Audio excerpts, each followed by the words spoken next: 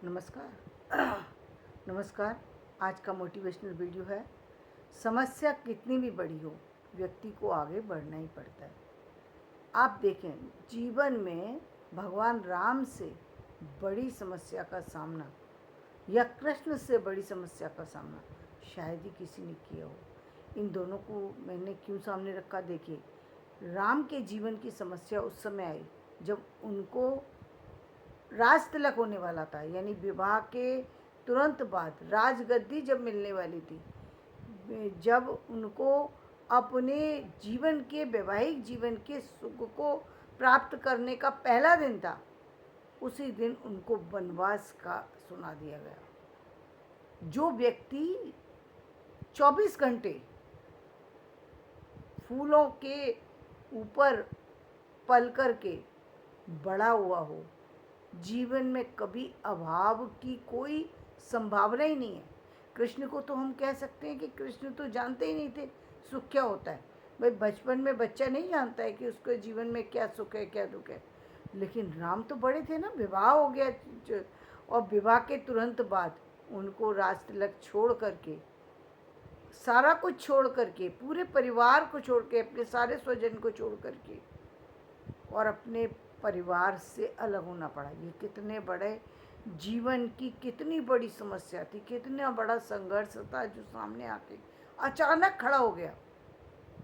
कोई कल्पना नहीं कर सकता कि एक ऐसा शुभ दिन हो किसी के जीवन में जब सारी खुशियाँ, भाई विवाह जीवन में एक जीवन का सबसे खुशी का दिन होता है, और उसी दिन व्यक्ति को उसके घर से केवल चीज़ों से अलग नहीं किया गया, केवल उसकी चीज़ें ही नहीं वहाँ से ली गई, उससे उसके अपने लोगों से भी उसे अलग कर दिया गया, सारे अलग।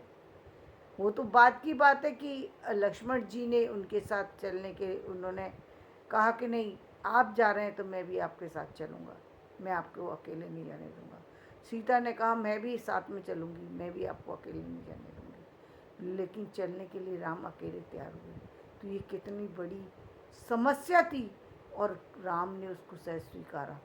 समस्या आने के बाद जीवन में, उस समस्या के बाद कितनी विपदाएं आईं सभी जानते हैं। विपदाओं का कोई अंत ही नहीं था। अंत की बात कहें तो अंत तो उस समय भी नहीं था जब उनकी पत्नी धरती में समा गई।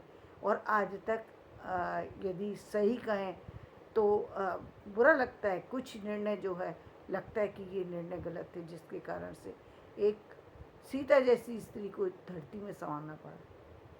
तो एक तरफ तो वो समस्याओं का हम जब देखते हैं तो कि समस्या कितनी बड़ी समस्या भाई, कि मतलब सारा जीवन एक खुशी से, मतलब जीवन की शुरुआत जब होने वाली हो, जैसे ही व्यक्ति का ने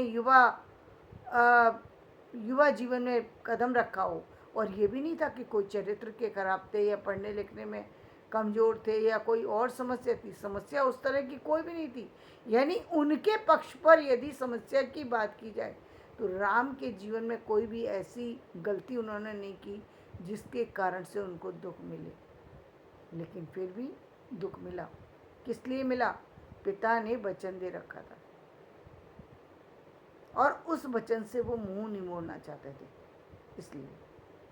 लेकिन मैं तो ये कहूँगी, यदि यदि यदि एक पल के लिए उन सारी चीज़ों को हटा दे तो मैं ये कहूँगी कि दशरथ को अपना वचन जो है वो तोड़ देना चाहिए था। जब जब थी वो प्रिय, थी वो पत्नी, सब कुछ थी, लेकिन जब वो गलत चीज़ के लिए आग्रह कर रही है तो फिर व्यक्ति को उसको चीज़ को स्वीकार नहीं करना चाहिए। उसने कह दिया कि बेटे को ही निकाल दो, ये कहाँ का वो था। लेकिन वो तो खैर वो इस बात पर ज़्यादा समय टिक ही नहीं पाए, ज़्यादा वो कुछ निर्णय लेने की स्थिति में नहीं आ पाए, वो तो जान ही गंवा बैठे। कि तो कभी कभी जब हम किसी को, इसीलिए कहते हैं कि अपने शब्द, किसी को भी हम वचन देने से पहले वचन देना ही नहीं चाहिए, क्योंकि वचन के बाद हम बंध जाते हैं और सामने वाला कभी कभी उसका दुरुपयोग भी कर देता है।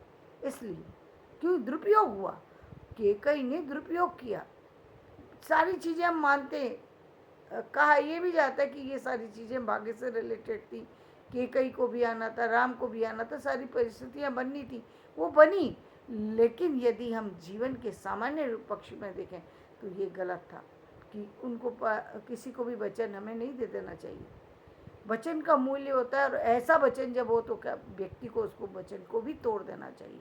तो राम का यहाँ बात हम कर रहे हैं राम के संघर्ष की। राम का संघर्ष, राम की समस्या इतनी बड़ी थी कि उनको जीवन चलाना है। जीवन चलाने के लिए ना उनके पास रोटी थी, ना कपड़ा था, ना मकान था,